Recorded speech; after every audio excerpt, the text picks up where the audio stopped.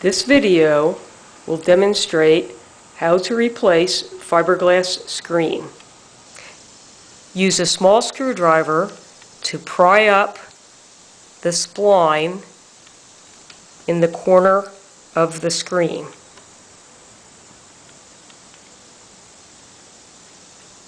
Grasp the spline and pull it out of the groove.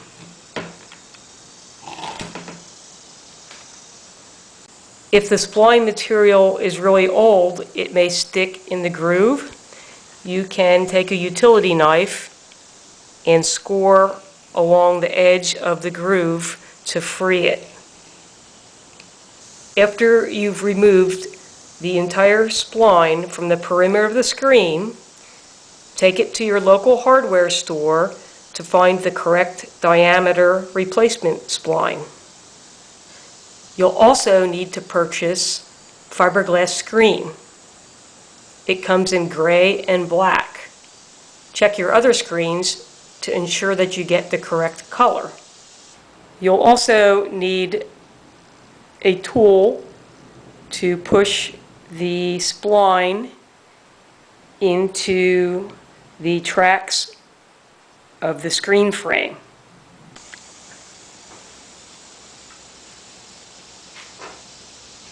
Pry up a corner of the screening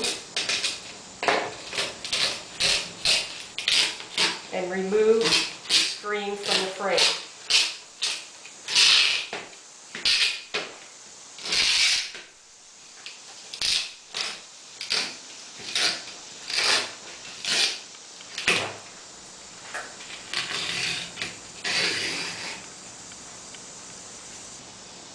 Remove any screen that has stuck to the groove with a screwdriver. Use a pair of scissors to cut the screen to the size of the outer border of the frame.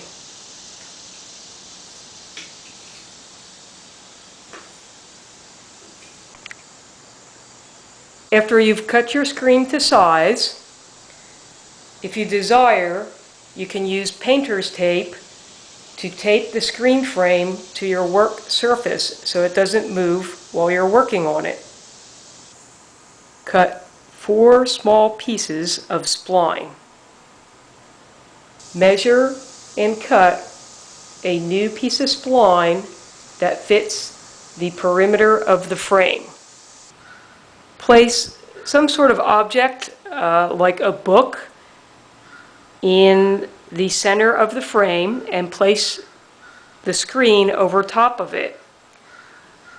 The purpose of this is to ensure that the screen doesn't get too tight. If the screen's too tight, it'll warp the frame. The object that you put under the screen should be about a 1/4 inch higher than the frame, maybe a little bit more. You'll just have to use your own judgment. Take the 4 small pieces of spline and put them in the center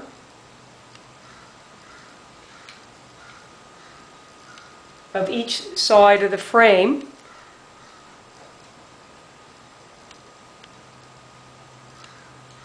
And then use your tool and use the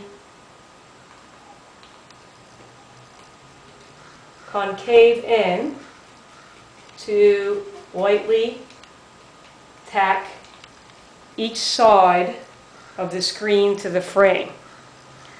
The purpose of this is so that the screen material doesn't move around while you're inserting the new spline.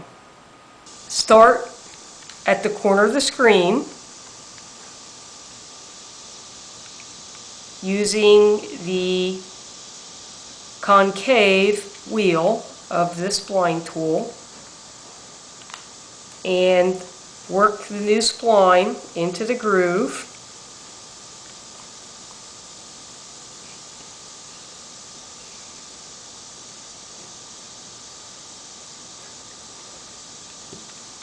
until you get to your holder piece and remove that with a small screwdriver.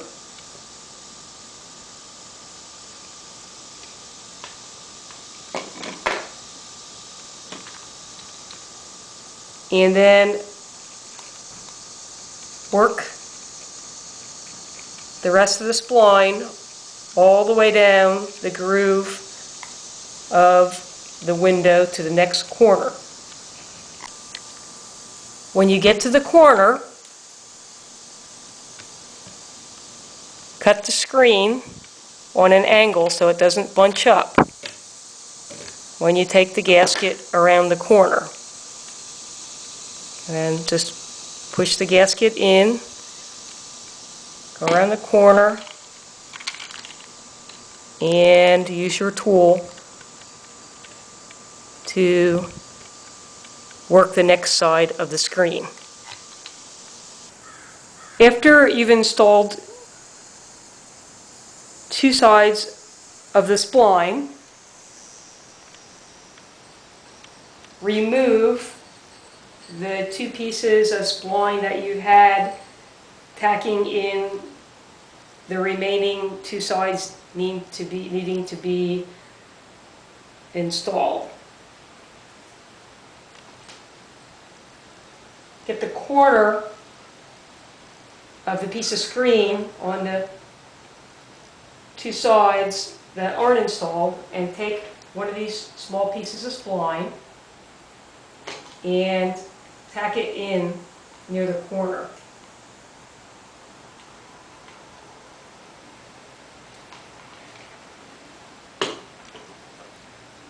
Then install the other two sides of the spline onto the screen frame. After you've repeated this process on all four sides of the screen and you get to the end, you may need to push the end in with a screwdriver. So clip it,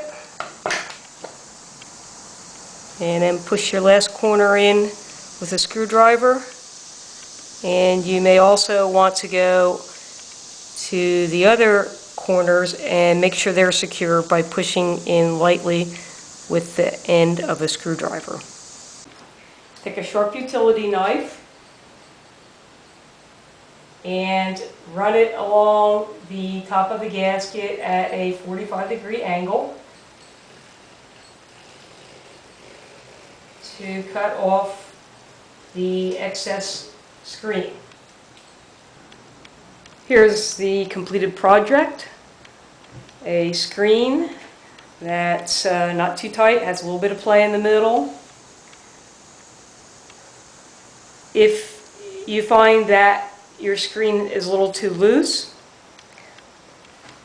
you can use the convex wheel of your tool to push the spline a little deeper in the groove of the frame.